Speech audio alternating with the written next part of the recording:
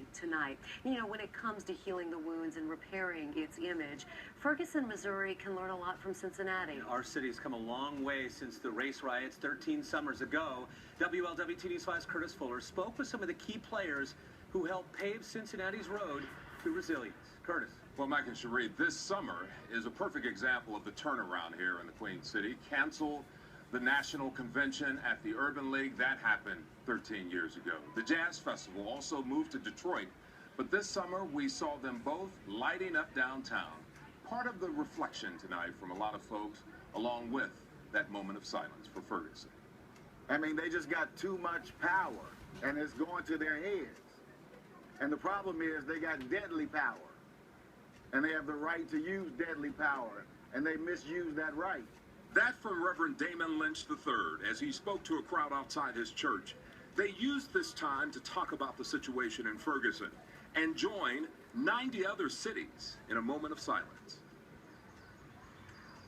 Many folks are also looking back on a similar unsettling time here in the Queen City back in 2001, when unrest in the streets dominated the headlines. I mean, I feared for the city. I mean, I didn't know what was going to happen for a period of time. But in 2014, this is a much different city.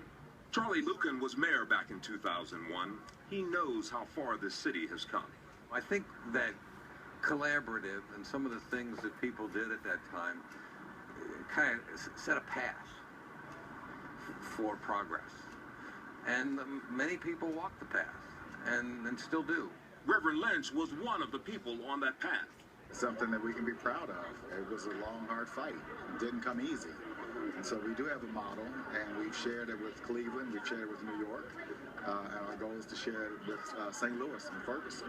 Iris Rowley helped draft the collaborative agreement that made sweeping changes in the Cincinnati police force. Not just the police, but the community, to empower itself, to get in there and take control over its police department. It should not be the other way around. We have something so significant here. And this from the man who now leads Cincinnati's reformed police department. My advice and my opinion is that we do it the best of any city in the country.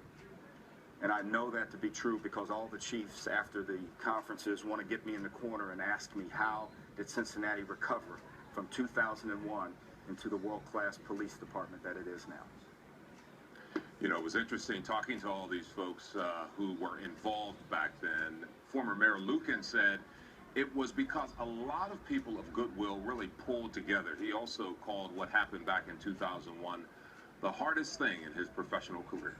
I'm Curtis Fuller, WLWT News 5.